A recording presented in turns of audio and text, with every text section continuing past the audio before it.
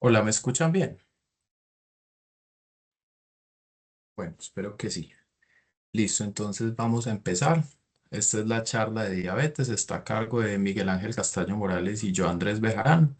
Y bueno, listo, arrancamos.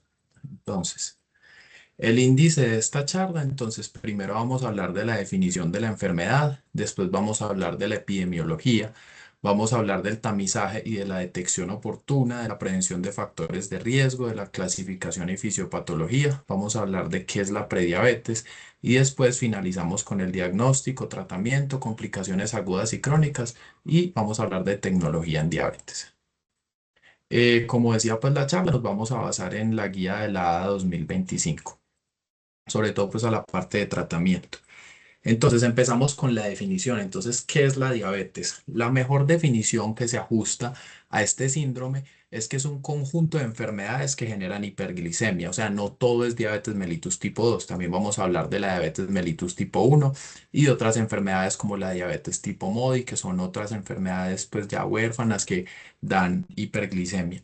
Y hay otra definición que nos habla que es una enfermedad metabólica caracterizada por niveles elevados de glucosa o azúcar en sangre que se debe a un problema en la producción u utilización de insulina. Listo, ahora la epidemiología. Entonces, en Colombia la prevalencia de diabetes mellitus tipo 2 oscila entre el 4 y el 8% en función del rango de edad de la población estudiada. En zonas rurales es menor del 2%. El mestizaje, el envejecimiento, factores asociados a la urbanización, pues son determinantes de la epidemia de diabetes, como se ha observado pues en la región y en Colombia. Y los factores de riesgo, como ya vamos a hablar, como lo son el sobrepeso y el síndrome metabólico, han contribuido pues al aumento de esta enfermedad. Aquí tenemos una estadística, la incidencia de diabetes mellitus tipo 1 en Colombia es relativamente baja, pues aparte porque es una enfermedad hereditaria, 3 a 4 por 100.000 niños menores de 15 años, y la prevalencia se estima en 0,07%. En 2022 se registraron 159.149 casos nuevos de diabetes mellitus y de estos 59,15% fueron mujeres con un promedio de edad de 60 años. Como dice aquí, la mayor prevalencia es en los departamentos de Valle del Cauca, Atlántico, Bolívar, Risaralda y Meta. Y de todas las diabetes, obviamente, pues la más común es la diabetes mellitus tipo 2 con un 80%, 15% de diabetes mellitus tipo 1 y otros tipos son el 5% de los casos, que ya hablaremos pues cuáles son esas enfermedades. Listo, entonces los factores de riesgo, o sea, qué personas yo debo sospechar que tienen diabetes y les debo hacer pruebas de diabetes. Entonces, pacientes que tienen antecedentes familiares o también el antecedente familiar, perdón, el antecedente personal de diabetes mellitus gestacional o condiciones asociadas a la resistencia a la insulina, como el síndrome metabólico, prediabetes o mujeres con síndrome de ovario poliquístico. También la raza y la etnia, el sedentarismo, los antecedentes de enfermedad cardiovascular, como ya hemos dicho, una dieta alta en calorías, hipertensión arterial y dislipidemias. Entonces, ¿a quién le debo hacer tamizaje y detección oportuna? Entonces, lo que pasa es que la diabetes tipo 2 no se diagnostica muchas veces hasta que ya la persona está muy avanzada, o ya tiene las complicaciones, complicaciones micro o macrovasculares. Entonces, es muy importante hacer un tamizaje y mirar a qué personas yo les puedo diagnosticar la diabetes de manera más temprana, que tengan los factores de riesgo inicialmente que ya mencionamos, porque ya que un tercio de todas las personas con diabetes tipo 2 pueden no haber sido diagnosticadas. Por eso es muy importante la detección oportuna para hacer un buen diagnóstico. Entonces, estos son los pacientes que tienen factores de riesgo y a los que yo les debo hacer tamizaje para diabetes. Pacientes que tienen antecedente familiar de primer grado, paciente con antecedente personal de diabetes mellitus gestacional, condiciones asociadas con resistencia a la insulina, mujeres con síndrome ovario poliquístico, pacientes hipertensos con dislipidemia, sedentarios, historia de enfermedad cardiovascular o enfermedad renal. Todo eso es súper importante. Además, lo que está aquí en esta tabla. ¿Y con qué lo hacemos? Estas son las tres pruebas que nosotros hacemos para diagnosticar la diabetes: la glicemia en ayunas, la glicemia postcarga de glucosa y la hemoglobina glicada. Ya después hablaremos de ellas más a fondo. Este es un cuestionario FinRisk que se hizo en Finlandia y es muy bueno para hacer el tamizaje. Entonces aquí hay unas preguntas que se le hace a la persona para mirar si tiene riesgo de diabetes. ¿Cómo cuáles? Entonces se le mira la edad, el índice de masa corporal, el perímetro de la cintura, también si realiza ejercicio, si come verduras o frutas, si toma medicación para hipertensión arterial, si le han encontrado alguna vez valores de glucosa altos o si se le ha diagnosticado diabetes mellitus tipo 1 o 2 o alguno de los familiares. Aquí no está completo, pero pues son 8 ítems. El puntaje pues total es 26 y se interpreta así. Entonces, si es mayor o igual a 12, tiene alta probabilidad de tener diabetes u otra normalidad en la regulación de la glucosa. Listo, entonces, ¿cómo podemos prevenir la diabetes? Estas son estrategias del día a día que podemos ayudar, pues que podemos hacer para tener un estilo de vida saludable y prevenir que nos dé diabetes. ¿Cuáles son? Pues si uno sufre de sobrepeso, reducción de 7 a 10% del peso inicial, monitorizar los niveles de vitamina B12, hacer ejercicio 150 minutos semanales, tener una buena higiene del sueño.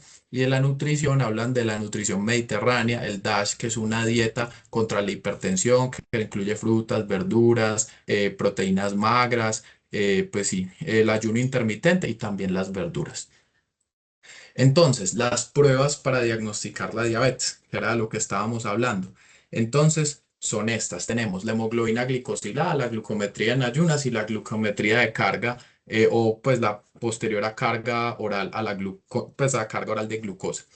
Entonces, la hemoglobina glicada es pues por un proceso enzimático, una reacción no enzimática del azúcar en el glóbulo rojo que se llama glicación no enzimática y eso se almacena. Y esta prueba lo que nos sirve es para cuantificar la glicemia en los últimos 3 meses. Esta es la de más baja sensibilidad, pero nos permite mirar en los últimos 3 meses cómo ha estado comiendo el paciente. La glucometría en ayunas, que es la prueba por excelencia, pues la que más sensibilidad y especificidad tiene. Y al igual pues que la de carga, pues se hacen las dos realmente. Entonces, la glucometría en ayunas lo que busca es cuánto tiene la glicemia en ese momento y la de carga se hacen con 75 gramos de glucosa para mirar. Entonces, si es mayor a 150 es prediabetes y si es mayor a 200 es diabetes. Igual los rangos ya los voy a explicar más adelante. Simplemente por ahora estoy mencionando las pruebas, pero es para tenerlo en cuenta. Entonces, aquí sí están los rangos. Entonces, una glicada mayor a 6,5 me hace el diagnóstico de diabetes. Una glucosa en ayunas mayor a 126 con un ayuno de al menos 8 horas también me hace el diagnóstico y una glucosa a las 2 horas postcarga de 75 gramos de glucosa me hace el diagnóstico. O una glucosa aleatoria de 200 miligramos de cilitro en pacientes con síntomas clásicos de hiperglicemia o crisis hiperglicémica. Muy importante, hay que hacer prueba confirmatoria. Entonces, a no ser de que el paciente tenga una hiperglicemia evidente, una crisis hiperglicémica, el diagnóstico requiere una prueba confirmatoria. Entonces, ¿cómo así? Lo vemos aquí. Entonces, este es un diagnóstico clínico claro. Tiene crisis hiperglicémica y síntomas con glicemia aleatoria mayor a 200 miligramos de cilitro. Como tiene la crisis, tiene la sintomatología, con una prueba es suficiente. En este es asintomático, tiene un valor alterado en rango de diabetes, se le debe hacer confirmación. Si repetimos el test y tenemos los dos valores alterados, ahí tenemos el diagnóstico. Si tenemos dos test distintos en rango de diabetes, pero dos, también hacemos el diagnóstico. Y si son discordantes, lo que hay que hacer es seguimiento.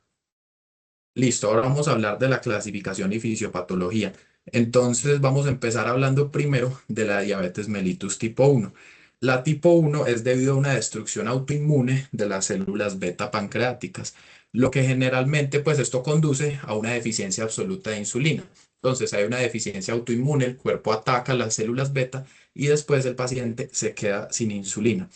El tratamiento lógicamente es con insulina porque si no el paciente no puede mejorar la función pancreática.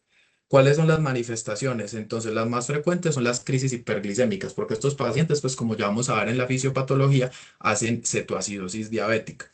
Y las manifestaciones clínicas clásicas, pues de esta diabetes de nueva aparición en niños, porque por lo general, pues lo debutan niños porque tiene alta carga, pues genética, es heredable. Entonces, lo que reflejan es un estado fisiológico hiperglicémico y catabólico que incluyen poliuria, polidipsia, polifagia, pérdida de peso. Otros síntomas frecuentes son fatiga, debilidad, malestar general. Los pacientes con enfermedad más avanzada también, como había dicho, tienen signos de cetoacidosis diabética, deshidratación, náuseas, vómitos, letargo, estado mental alterado y en casos extremos, coma.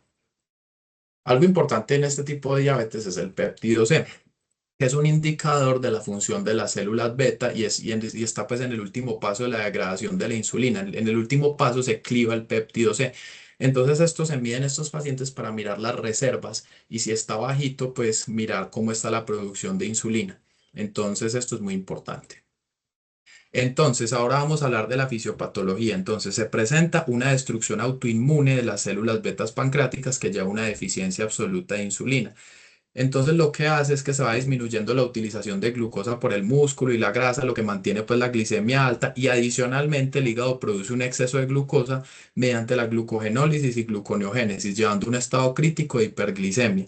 Esa hiperglicemia produce diuresis osmótica o glucosuria y cuando supera el umbral pues de 180 miligramos de cilitro. Y ya pues todo eso lleva a una pérdida resultante de calorías, electrolitos, deshidratación progresiva que produce un estrés fisiológico como hipersecreción de hormonas de estrés, adrenalina, cortisol, hormona del crecimiento, glucagón y todo eso estimula pues la glucogenólisis, gluconeogénesis, lipólisis y cetogénesis y la utilización y eliminación de glucosa. Entonces, combinando el déficit de insulina y los niveles plasmáticos elevados de hormonas contrarreguladoras, también lo que se lleva es una lipólisis acelerada y una alteración de la síntesis lipídica, lo que produce un aumento de las concentraciones plasmáticas de lípidos totales como colesterol, triglicéridos y ácidos grasos libres. Y entonces esa interacción hormonal del déficit de insulina y del exceso de glucagón lo que hace es que desvía esos ácidos grasos libres hacia la formación de cuerpos cetónicos. Y la acumulación de estos cetoácidos produce acidosis metabólica, una respiración profunda y rápida compensadora, que lo que hace es intentar excretar el exceso de CO2, que es la tan famosa respiración de Kussmaul. Y lo que se forma pues, es que el paciente tiene un aliento a acetona formado pues como por la conversión no enzimática de acetoacetato y eso es responsable pues del aliento a fruta de estos pacientes. Y los cuerpos cetónicos pues ya se excretan en la orina, cationes y por eso aumentan más las pérdidas de agua, electrolitos y la capacidad de generar bicarbonato. Entonces, eso lleva pues una deshidratación, acidosis, hiperosmolaridad progresiva, disminución del consumo cerebral de oxígeno, se altera el nivel de conciencia y finalmente el paciente puede entrar en un coma diabético. Aquí pues están como las ideas más importantes de lo que dije. Listo.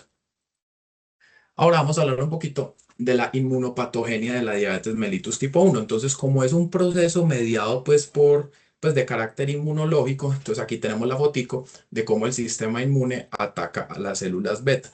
Entonces, lo que realmente pasa es que hay una presentación de péptidos a las células beta por células presentadores de antígeno. Las células presentadoras de antígeno que portan esos autoantígenos migran a los ganglios linfáticos pancreáticos donde interactúan con los linfocitos TCD4 autorreactivos que median la activación de los linfocitos TCD8 autorreactivos, como vemos aquí en la imagen. Y entonces esos linfocitos TCD8 regresan al islote y lisan las células beta que expresan autoantígenos inmunológicos en moléculas de superficie de complejo mayor de histocompatibilidad tipo 1. Y lo que lleva pues a la destrucción de las células beta que exacerba pues la liberación de citoquinas proinflamatorias y especies reactivas de oxígeno de las células inmunitarias como macrófagos, linfocitos citotóxicos y neutrófilos y eso lleva pues como a la destrucción de las células beta y al déficit de insulina. Listo, ahora vamos a hablar de la diabetes mellitus tipo 2. Entonces, las manifestaciones de la diabetes mellitus tipo 2 son síntomas que se desarrollan lentamente y ya pues si siguen pueden llevar a complicaciones microvasculares y macrovasculares, pues como son la retinopatía diabética, la nefropatía diabética, la neuropatía diabética, bueno. Em, entonces, realmente la patogenia pues de la diabetes mellitus tipo 2 es compleja, e implica pues varios factores genéticos y del entorno. Se ha comprobado pues también que hay varios factores ambientales que desempeñan un papel muy importante en la enfermedad, como la ingesta calórica excesiva que puede llevar a obesidad y un estilo de vida sedentario. Realmente pues el punto de vista fisiopatológico de la diabetes mellitus tipo 2 tiene como tres puntos cardinales, que son la resistencia a la insulina en los tejidos periféricos, principalmente en el músculo, la grasa, el hígado, que son los tejidos clásicos donde actúa la insulina, la secreción de la insulina defectuosa, pues en contexto como respuesta al estímulo de glucosa, y el aumento de la gluconeogénesis hepática que provoca hiperglicemia en estados de ayuno. Entonces, Entonces, sí, realmente lo que pasa aquí, y como lo vamos a ver en esta imagen, es que hay una deficiencia de insulina, pero ¿por qué hay una deficiencia? Porque primero hay una resistencia a la insulina por parte de las células beta. Entonces, perdón, por parte de los tejidos. Entonces, lo que pasa es que los tejidos y el receptor de insulina, que normalmente pues la capta para que ésta haga que la glucosa entre a la célula, no tienen pues como la sensibilidad adecuada. Ahorita pues va a mostrar el receptor de la insulina y eso me lleva a hiperglicemia en la sangre. Entonces, inicialmente el paciente puede compensar, pero después la insulina empieza a bajar, se deja de producir y la glicemia empieza a subir. Entonces, inicialmente, pues el paciente trata de compensar, pero ya después hay un punto en donde la célula beta deja de producir insulina y ahí es cuando ya el paciente necesita insulina también. Entonces, la célula beta lo que hace es aumentar la producción de insulina para compensar, pero llega un punto en donde ya empieza a bajar esta producción cuando no hay insulina, entonces la glucosa no entra a las células y el cuerpo ¿qué hace? Como vemos aquí en la imagen, busca otras formas de obtener energía, entonces empieza a hacer lipólisis, deshidratación, infecciones, pues deshidratación, incluso puede generar infecciones en el riñón se deshidrata y entonces cuando hay menos insulina, entonces la glicemia empieza a subir y todo depende de la función de las células de la célula beta. Entonces, mientras más alta esté la glicemia, menor función tendrá la célula beta. Listo. ¿Qué pasa aquí entonces? Este es el receptor de insulina. Este es un receptor tipo tirosinquinasa que se autofosforila. Y lo que pasa entonces es que por mecanismos moleculares de resistencia, entonces la subunidad beta del receptor de insulina experimenta una fosforilación, pues por residuos de serina, tronina, que reducen la capacidad de autofosforilación del receptor y hacen pues que se inhiba este receptor. Entonces, como se inhibe, no capta pues no se puede pegar la insulina y por tanto pues la glucosa no puede entrar a la célula. Listo. Ahora tenemos la diabetes mellitus gestacional. Entonces la diabetes mellitus gestacional es simplemente pues una mujer que era normal, pero le diagnosticaron diabetes en el segundo o tercer trimestre del embarazo. Entonces no tenía diabetes, pero le dio diabetes cuando estaba en el embarazo. Pues en general, pues esto se resuelve al término del embarazo, pero se considera un factor de riesgo importante para el desarrollo de la diabetes mellitus. También tenemos ya las otras causas, como los síndromes de diabetes monogénica, que es un gen que altera la producción de insulina o altera la recepción de insulina. Pues esto se puede ver en la diabetes mellitus neonatal o en la diabetes de inicio en la madurez de los jóvenes o tipo MODY, donde hay un factor de transcripción que altera la producción de insulina. Estas son más pues enfermedades huérfanas genéticas. También están las enfermedades del páncreas, como pues, un paciente con pancreatitis o es un tipo de diabetes causada pues como por el daño del páncreas debido a pancreatitis crónica, cirugía pancreática o cáncer de páncreas. Entonces, en todo paciente mayor de 60 años con glucemia no muy alta y con síntomas constitucionales hay que buscar cáncer de páncreas. Y también pues la que es inducida por fármacos o químicos como glucocorticoides o en el tratamiento de VIH y SIDA después del trasplante de órganos. Listo. Y vamos a hablar de prediabetes, que se puede diagnosticar si hacemos un buen tamizaje y si a los pacientes, pues, con factores de riesgo, les hacemos las pruebas y esto hace que los pacientes no progresen y que se les pueda tratar con hábitos de vida saludables o, pues, en casos específicos, utilizar metformina, pues que eso ya lo veremos en la parte de tratamiento. Pero entonces, ¿cómo diagnosticamos la prediabetes? Entonces, con una glicada entre 5,7 a 6,4, incluso pues si está mayor de 5,7 ya el paciente tiene prediabetes, una glucometría de 100 a 125, pues mayor de 100, y una glicemia postprandial con 75 gramos de glucosa entre 140 y 199 miligramos de cilitro. Listo, ya sigue mi compañero Miguel, me silencio. Bueno, entonces ya por ese lado, entonces entraríamos en los temas que abarcan el diagnóstico de la diabetes. Entonces dentro de eso vamos a ver que hay tres principales pruebas diagnósticas para poder confirmar esta patología dentro de los pacientes, que va a ser en primer lugar la hemoglobina glicosilada, que como acabamos de ver pues con el valor de prediabetes, en vez de estar por debajo de 6,5 es que esté por encima de 6,5. Esto es uno de los criterios pues como más importantes en ese diagnóstico del paciente, porque la hemoglobina glicosilada es la que nos va a mostrar ese avance que ha tenido o ese control mejor que ha tenido la glicemia del paciente durante los últimos 3 meses. Entonces, si está por encima de 6,5, significa que ha tenido un control glicémico que va empeorando durante los últimos 3 meses. En segundo lugar, tenemos la glucosa en ayunas, que sea mayor de 126, y en tercer lugar, la prueba de tolerancia oral a la glucosa, que sea mayor de 200, 2 horas después de haberle inducido la carga de glucosa. Esa prueba lo que se hace es que se diluyen 70 gramos de glucosa en un vaso de agua y 2 horas después se toma la glicemia del paciente para poder comprobarla. Esos son los tres principales criterios que tenemos que ver dentro de esos pacientes. Ahí lo principal que tenemos que saber es que dentro de la hemoglobina glicosilada hay ciertos factores que me la pueden alterar. Como ya les dije, pues va a ser una de las pruebas pues como más específicas del diagnóstico de diabetes mellitus, pero dentro de los pacientes que, por ejemplo, ahí por favor la siguiente, dentro de los pacientes que tengan anemia de células falciformes, que tengan una enfermedad renal, que hayan tenido transfusiones sanguíneas, nos pueden generar pues como un cambio dentro de esa hemoglobina glicosilada. Ya ahí pues está dentro de la fisiopatología de cada una de esas afecciones, pues dentro de la anemia y enfermedad renal crónica, principalmente en la anemia, pues por todo ese proceso de afección de los glóbulos rojos, en la enfermedad renal crónica por la depuración y en los pacientes con transfusiones sanguíneas, pues porque altera al estarles metiendo pues como un contenido celular que no es el propio. Siguiendo más adelante, entonces lo importante ahí es que después de haber tenido ese análisis con los pacientes por medio de esas tres pruebas, lo que tenemos que ver es, primero, o que una de esas tres pruebas le haya salido alterada, y en caso de que le salga alterada, debemos repetir la medición de esta para poder confirmar el diagnóstico, o dentro de los pacientes que vengan con unos síntomas y una hemoglobina, perdón, y una glucosa mayor de 200, pues podemos hacer el diagnóstico automático de diabetes sin necesidad de repetir las pruebas. Entonces aquí tenemos pues como el cuadro que nos sugiere la guía sobre el diagnóstico de la diabetes mellitus tipo 1, tipo 2, en la que pues primero vamos a tener esa sospecha dentro de los pacientes, ya sea por síntomas o por algún test que le haya salido alterado.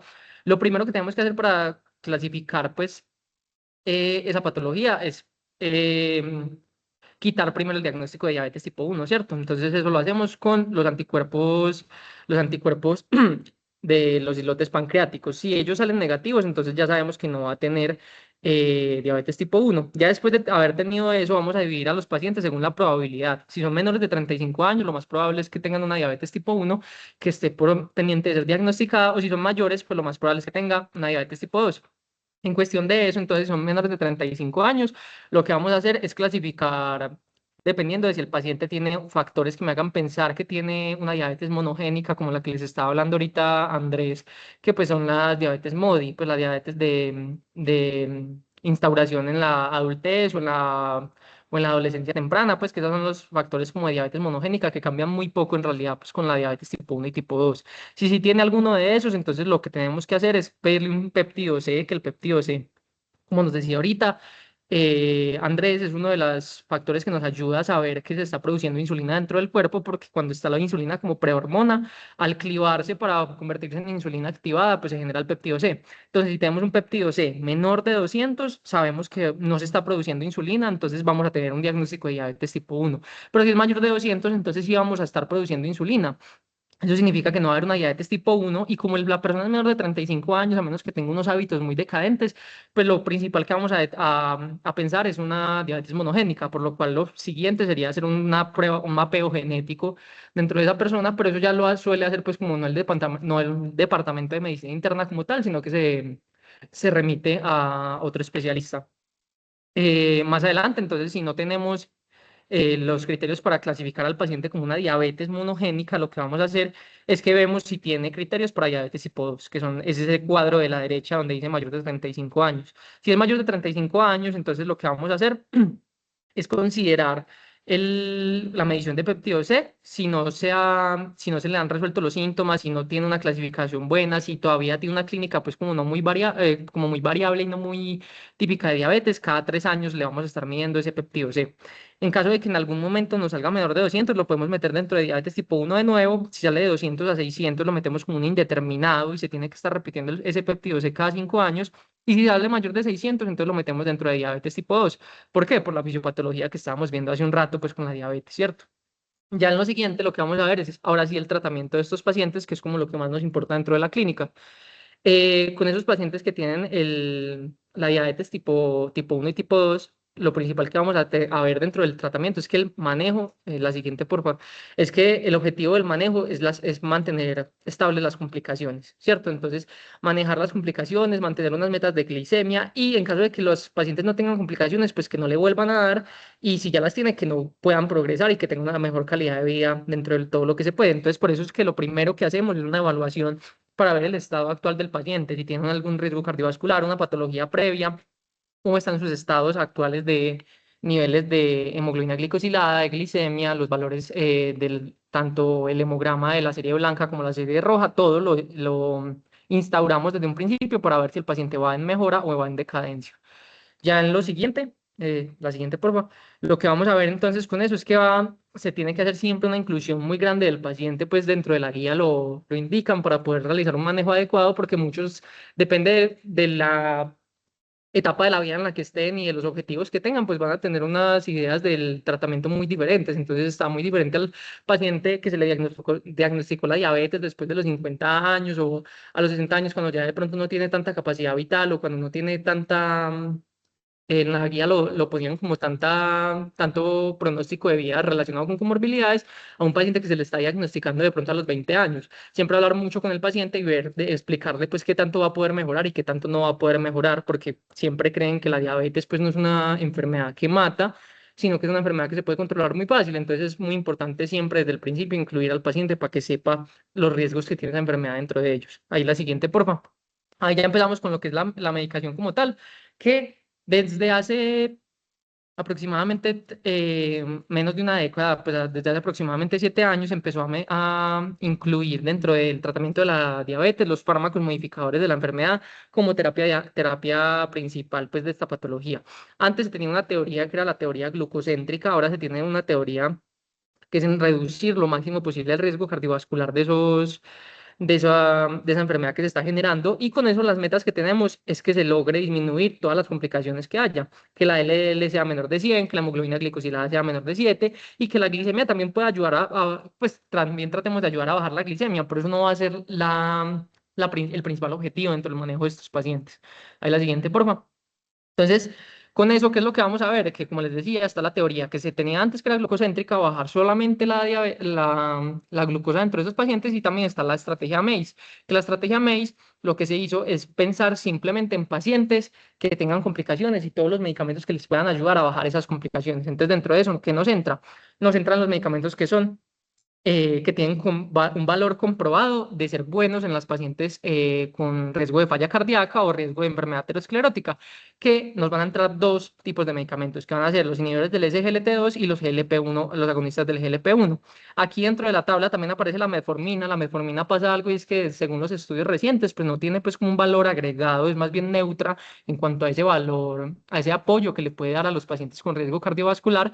Entonces, por eso es que solo se incluye dentro de los medicamentos pues, de cambio de la enfermedad, el GLP-1 y los SGLT2, ¿cierto? Dentro de los SGLT2, principalmente el liraglutide y semaglutide, y dentro de los, perdón, dentro de los GLP-1, principalmente el liraglutide y semaglutide, y dentro de los SGLT2, entonces está la empaglifosina y dapaglifosina. Más adelante, entonces, con la estrategia MACE, también vamos a ver otros medicamentos que se dejaron de recomendar pues, en cuanto al tratamiento de los pacientes con diabetes debido a que empeoraban ese pronóstico que tenían en cuanto a sus complicaciones, que son las tiazolidinonas, que por eso están en rojo pues, dentro de esta gráfica. Y el resto vamos a hablar más adelante un poquito de su mecanismo de acción y todo. Siguiente, por favor. Ya empezando con eso, vamos a empezar, que esta es la tabla pues que muestran dentro de la guía. Obviamente es una tabla muy grande que está hablando de todo, pero aquí les tratamos de resumir lo máximo posible dentro de los 4 medicamentos que más utilizamos para esta patología. Siguiente, porfa, que en primer lugar entonces va a ser la metformina, ¿cierto?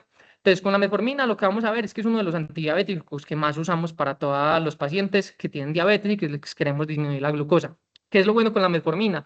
La metformina no genera hipoglucemia. ¿Por qué no la genera? Porque ya va a estar disminuyendo la conversión de glucosa dentro del hígado, más no va a generar más insulina.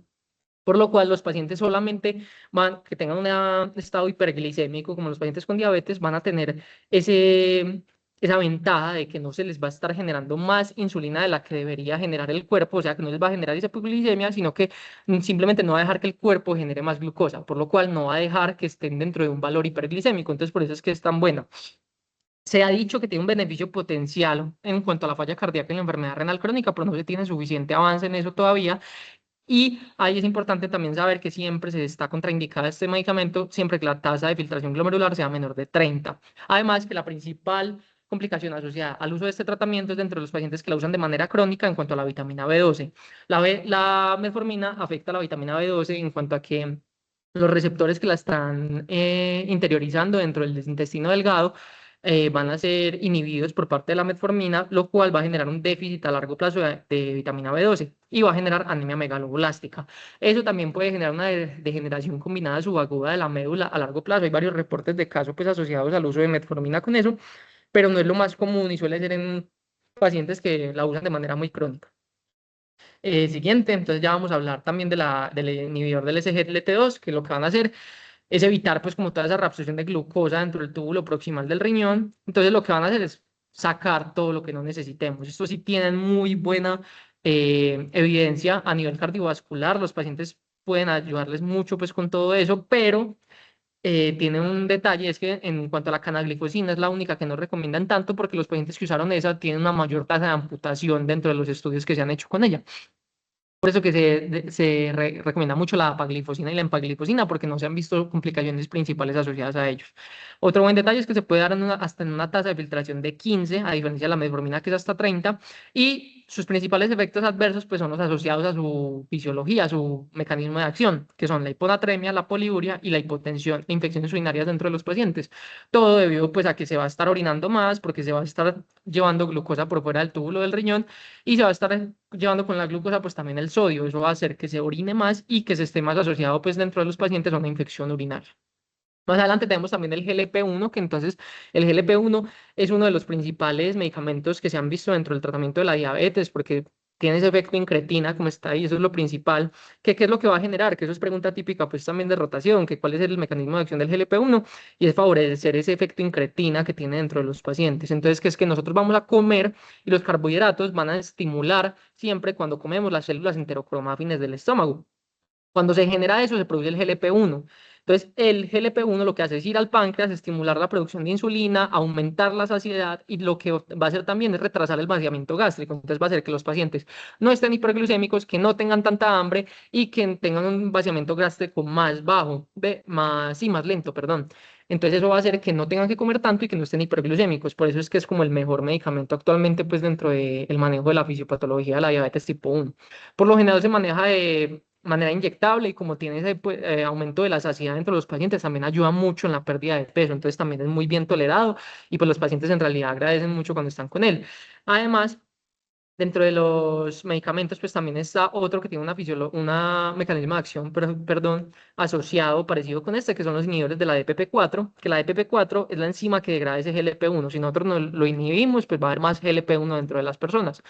Ahí, ¿qué es lo más importante? Primero, siempre se pone primero GLP-1, eso es lo que nos debemos llevar. Y lo otro es que no se deben combinar. En caso de que no le esté sirviendo el GLP-1 y le vayamos a poner otro, no se debe combinar los dos porque tiene un efecto muy grande al estar uno haciendo agonista del GLP-1 y el otro siendo inhibidor de la enzima que lo degrada, pues vamos a generar ya es un efecto contrario y se generan más efectos adversos que otra cosa cuando están asociados.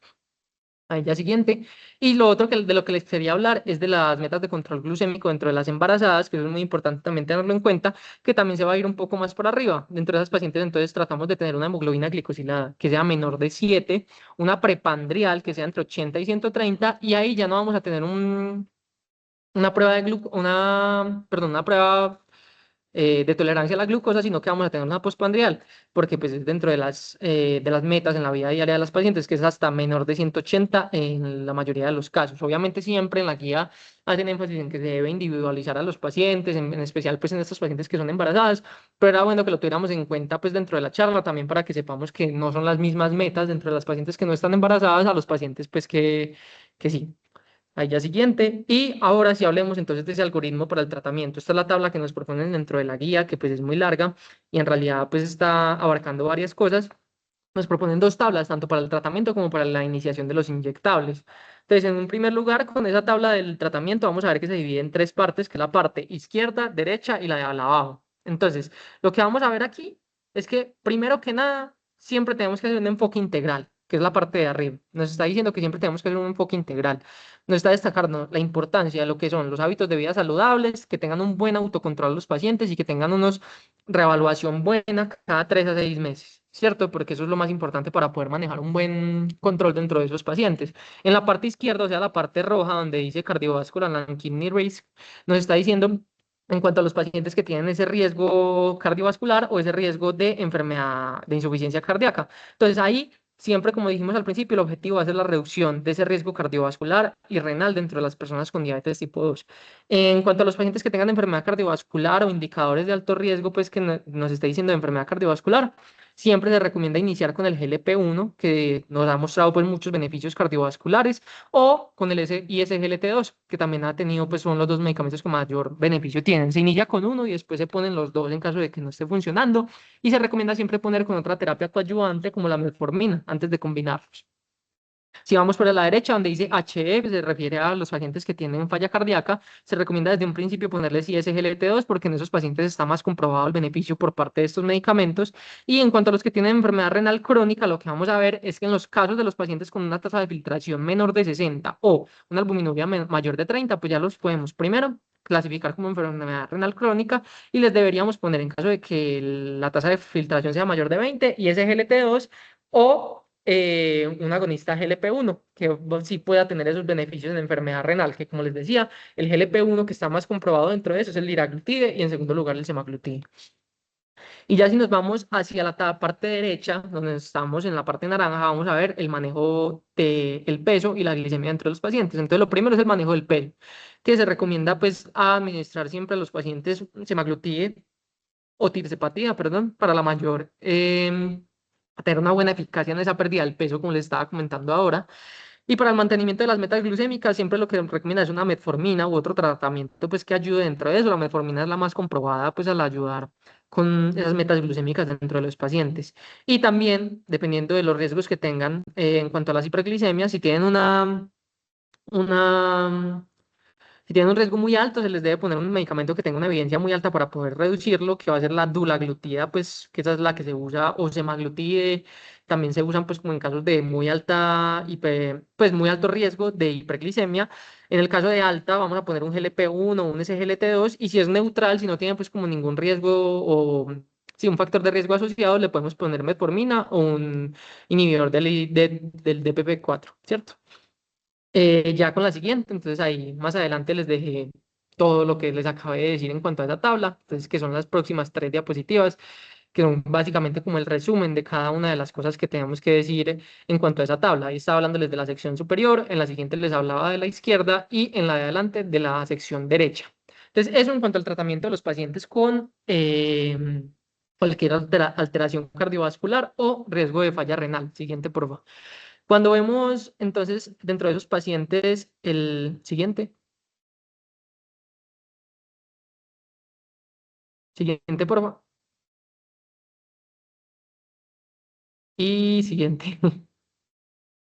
Entonces ya después hablamos entonces de lo que es la indicación en los pacientes que ya no les está sirviendo ese tratamiento, sino que tienen la necesidad de una cirugía. Entonces en los pacientes, las personas que tienen una diabetes tipo 2 que tienen una obesidad con un IMC mayor de 35, ahí debemos recordar que según las últimas tablas, pues según las últimas guías, cuando una persona tiene una obesidad mayor de 35, pues se considera obviamente ya en sobrepeso, sí, en obesidad, y cuando la tiene mayor de 50 se considera dentro de la clasificación de superobeso. Entonces, dentro de eso, las personas que son mayores de 35, enfatizando también en esa clasificación mayor de 50, que no han sido respondedores al tratamiento médico y que no tienen, que tienen muchas comorbilidades asociadas que no los dejan, pues, de pronto responder de buena manera, se recomienda también la cirugía bariátrica, pero solo para casos extremos, no es como que eso se le pueda aplicar a cualquier persona. Siguiente, por favor. Y ya para, aparte de ese tratamiento que se les debe dar, entonces también tengo que pensar en las insulinas dentro de los pacientes con diabetes. Entonces, ¿cuándo las pienso? Cuando los medicamentos no me están sirviendo, cuando la medicación se está asociando pues a unos efectos adversos muy grandes o cuando tiene comorbilidades muy grandes como la enfermedad hepática o renal, o en casos de consideraciones especiales, que son los esteroides, que esté con una infección, que esté en embarazo, o en los casos en los que haya una hiperglicemia severa, que se caracteriza por una glucosa al azar mayor de 300 y una glicosilada mayor de 10, perdón, cetonuria, poliuria y polidipsia, y que el paciente tenga pérdida de peso, ¿cierto? Entonces, dentro de eso, vamos a empezar a aplicar las insulinas. Las insulinas, ¿qué es lo que tratan de identificar o de copiar? Es esto de acá.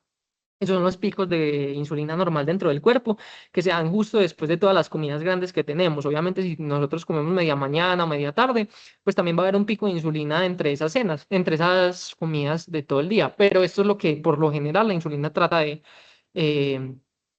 de, de hacer lo mismo, pues, que estos picos que estamos viendo ahí, perdón. Entonces, ya más adelante, lo otro que vamos a ver es que hay varios tipos de insulinas que podemos poner dentro de los pacientes. Siguiente, por favor. Que dentro de esas insulinas vamos a ver que es en un primer lugar las insulinas de acción rápida, como les estaba mostrando ahí a la derecha en la tabla, las insulinas de acción rápida, que son la insulina regular, el Aspart, la glulicina y la Lispro, que por lo general van a tener un tiempo para inicio de acción que va hasta 20, 30 minutos. Tenemos la de acción intermedia, que es la NPH, que se demora hasta 2 horas en hacer acción, y las de acción larga, que son la de Temir y Glargina, o de ultra larga, que son la Glargina y el de Gludec. Esas se pueden demorar hasta 2 horas también en empezar la acción y pueden tener una duración, en el caso, por ejemplo, de la Glargina de 300 unidades, de hasta 36 horas, o el de Gludec, que puede llegar hasta 42 horas de lo que se está registrado pues, dentro de la duración de la acción. Por eso es que hay que tener siempre como mucho cuidado con esos pacientes a los que se les está poniendo eso, que no vayan a tener pues como una sobreinsulinización para que no hagan los fenómenos pues que se puede hacer con la sobreinsulinización en la noche. Em, Siguiente. Entonces ahí ya aquí tenemos los efectos pues de cada una de las insulinas. Dentro de eso vamos a ver que, como les decía, entonces están las Asparlis proglulicina, que son las principales de acción rápida. Después tenemos la regular o la NPH, pues que es la acción intermedia, y las de acción ultralarga, que pueden irse hasta 42 horas. Siguiente, por favor. Y ahí entonces entra otro esquema, que es el esquema de cómo voy a inyectar esos inyectables dentro de los pacientes. Entonces vamos a tener dos esquemas principales, que van a ser el basal bolo y el basal plus. Dentro del basal bolo vamos a ver que se tiene una insulina basal, y antes de cada comida vamos a ponerle insulina a los pacientes. Y dentro del basal plus es que en el punto de mayor hiperglicemia, o sea, nosotros llegamos y le ponemos al paciente basal y estamos viendo que está haciendo hiperglicemia solo en un punto del día. Entonces le ponemos un basal plus, que es que en el punto de mayor hiperglicemia les doy el 10% de la insulina basal y ya veo cómo reacciona ante eso. Siempre, antes de poner eso, hay que ver, como dice ahí la gráfica, que tenga GLP-1. Si no tiene, se le pone GLP-1 y ese GLT2 o metformina antes de ponerle la insulina. Es muy importante eso, que no vaya a empezar sin tener un tratamiento médico previo, porque eso es como eh, el mecanismo normal que se debe llegar con esos pacientes con diabetes tipo 1 y tipo 2. Ahí es muy importante también saber diferenciar. Siempre que nos llegue un paciente que solo tiene una insulina dentro de su régimen de tratamiento, significa que tiene una diabetes tipo 2. Porque entonces, si tuviera una diabetes tipo 1, entonces necesitaría por lo menos dos insulinas, porque no tiene una producción absoluta de insulina. Luego de haber comprobado que se le está poniendo GLP-1 y que se le ha titulado, se le debe poner una insulina basal que va desde 0,1 hasta 0,2 unidades por kilo. Y cada 3 días le debemos medir la glucosa en ayunas a esos pacientes y debe estar entre 130 y 180. Si el paciente me amanece hipoglucémico, o sea, con una glucosa menor de 80, se le debe disminuir aproximadamente el 20% de la insulina. Si amanece hiperglucémico, se le debe subir el 20% del basal de la insulina. Entonces, si aún después de eso yo ya llegué, le puse el GLP-1, lo titulé, le puse la insulina basal, y aún así y ya también lo titulé en caso de que me apareciera hipoglicémico, y aún así no estoy cumpliendo las metas que tengo dentro de esos pacientes diabéticos, entonces debo ver en qué momento tiene más hiperglicemia. Siguiente, por favor. Entonces, ¿qué pasa? Si ya tiene toda esa insulina basal y todavía no está cumpliendo metas, entonces le debo poner un esquema de insulina prepandrial. Entonces ahí le puedo poner esos dos esquemas que les dije ahorita, el basal bolo y el basal plus. Si le voy a poner el basal bolo, dependiendo de cómo sea el paciente, si está sin comorbilidades, le puedo poner 0,5 unidades kilo, que sería la dosis total de insulina dentro de esos pacientes. Esos 0,5 unidades kilo el resultado que me dé, se lo tengo que dividir entre dos. Entonces, por ejemplo, si el paciente pesa 70 kilos y le voy a poner una dosis de 0,5 unidades kilo, entonces eso me daría 35 unidades por día. De esas 35 unidades, la mitad es para la basal y la mitad es para la pandrial. Entonces, De 35 la mitad es 17,5. Entonces sería 17,5 para la basal y 17,5 para las pandriales. Y como las pandriales tienen que ser antes de cada comida, entonces eso se lo divide entre 3. O sea que finalmente tendría aproximadamente 6 unidades antes de cada comida, porque 6 por 3 nos da 18, que es pues lo más parecido a lo que nos dio la división de él, que es 17,5, ¿cierto? Y en los casos que voy a poner un basal plus, entonces simplemente el 10% de la insulina basal que le estoy poniendo al paciente se lo pongo en el pico más alto de glicemia que me esté haciendo. Entonces, en esos casos, pues si me hace una hipoglicemia o una hiperglicemia, se le baja o se le sube el 20%. Ya más adelante, entonces, también les puse el resumen, siguiente porfa, les puse el resumen en cuanto a lo que decía esta tabla, que es lo que les acabé de decir, que es lo que dice cada imagen, que es el basal bolo, el basal plus y cómo se pone en cada paciente dependiendo de eso. Siguiente, por favor. Y ya pasando más adelante, entonces vamos a ir con las complicaciones, que es la siguiente, por favor. Eso. Bueno, y antes, ok, atrás, por favor. Antes de eso, entonces vamos a hablar de lo que es un paciente cuando se debería considerar pues como ese riesgo de trasplante dentro de ellos, que entonces siempre que el paciente tenga una enfermedad renal crónica o que tenga un síndrome metabólico pues con complicaciones muy agudas, se debe empezar a revisar pues como la función de cada uno de los órganos. Entonces, dentro de eso, siempre se debe llevar, primero lo que decían es que tiene que ser revisado tanto por el hepatólogo o el nefrólogo en los casos en los que se esté considerando pues la disfunción orgánica y se clasifica dependiendo de si ya se le hizo todo el manejo medicamentoso dentro de los pacientes, si se puso todo el esquema de insulinas y si aún así no está dentro de metas, si el paciente está con una clínica que está empeorando, pues se puede considerar en esos casos el riesgo de trasplante, pero entra dentro de unos criterios pues mucho más grandes que no son para esta charla. Siguiente, por favor. Ya en los casos en los que lo tenemos controlado, pues el control óptimo, como les dije ahorita, sería una hemoglobina glicosilada menor de 7, una prepandrial menor de entre 80 y 130 y una postpandrial menor de 180. ¿Sí? Entonces ahí en caso de que siempre tengamos a los pacientes dentro de eso, igual tenemos que seguir en un seguimiento en 6 meses, cada 6 meses aproximadamente, para evitar las neuropatías, retinopatías y nefropatías, que son las principales complicaciones asociadas pues, a estos pacientes. Entonces, eso se va a dividir en unas complicaciones que son micro y macrovasculares, que son, como les estaba diciendo, las microvasculares, esas que están en la lista, y las macrovasculares, la enfermedad cardíaca y la cerebrovascular, que son de las que hablamos durante toda la charla. Siguiente, por favor.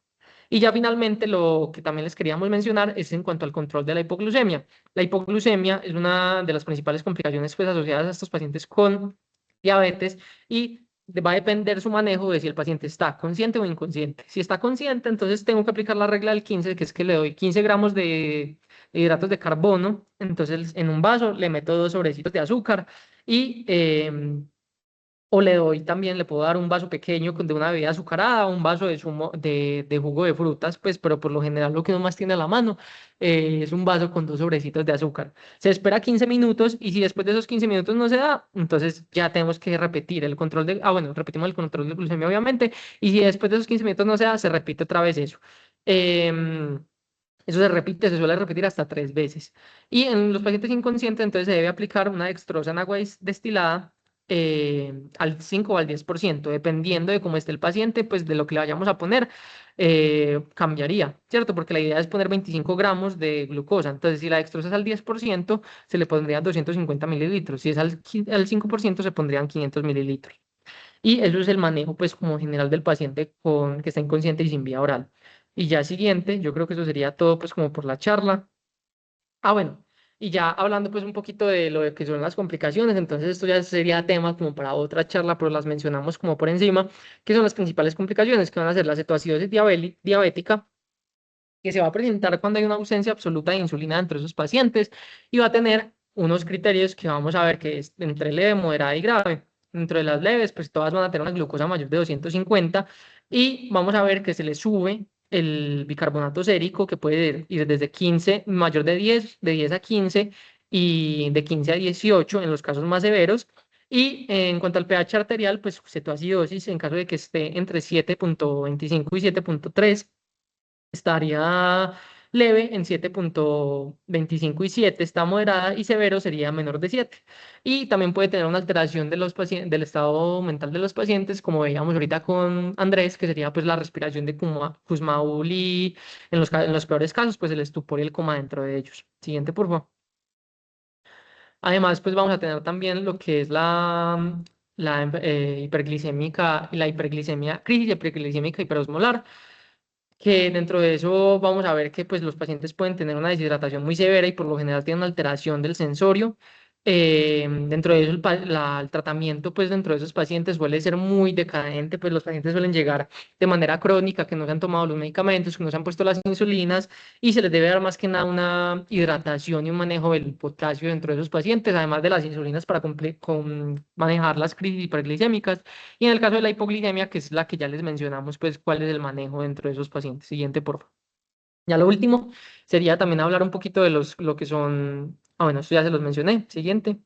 Y hablar un poquito de lo que son las complicaciones más crónicas dentro de ellos, que como les había dicho, es la neuropatía, nefropatía y retinopatía en cuanto a las microvasculares, que se presenta dentro de los pacientes con calambres, parestesias, ellos refieren como si les estuvieran picando las manos y ellos tenerse que pegar o incluso pellizcarse dentro de las manos para poder sentir algo ahí. Hay importante pues también el pie diabético en los casos de neuropatía, ser muy insistente en que se estén revisando siempre los pies cuando se vayan a acostar, todo. La nefropatía, que es que ya empiezan a necesitar pues la diálisis, y la retinopatía, que es la causa más frecuente de ceguera dentro de estos adultos. En la insuficiencia arterial y la enfermedad coronaria, pues como ya la vimos antes, se va a presentar, pues que eso sería tema de otra charla, pues con claudicaciones o en caso de enfermedad isquémica, pues cerebrovascular, se pueden presentar infartos lagunares que pueden llevar a demencia y también pueden llevar pues a complicaciones asociadas pues a esa propia enfermedad vascular como hipertensión y otras cosas. Siguiente. Listo, y esto es la escala pues con la que se ve el pie diabético, que es la escala de Wagner, que va desde 0 hasta 5, yendo desde 0 un pie que tiene riesgo, pero no está afectado por nada, hasta 5 que es un pie que está gangrenado. Siguiente, por favor. Y finalmente tenemos lo que es la tecnología en diabetes para que a todos los pacientes, pues esto en realidad, el uso de las nuevas tecnologías, pues en realidad todo se ha vuelto más o menos accesible para cualquier paciente. Ya cualquier paciente que tenga un celular se puede llevar un manejo por medio de esta tecnología de freestyle, que es para poder tener un mejor control glicémico, que es como con relojes inteligentes y con los celulares y todo. No necesitan tener una válvula constante que les esté inyectando insulina, pues para poder tener un buen manejo, sino que si ellos son juiciosos con eso, en realidad pueden llegar a tener un manejo muy adecuado y una calidad de vida muy buena. Siguiente. Y ya, eso sería todo por hoy. Muchachos, muchas gracias a todos pues como por haber estado y ya cualquier preguntita o cualquier cosa, ahí estamos pendientes.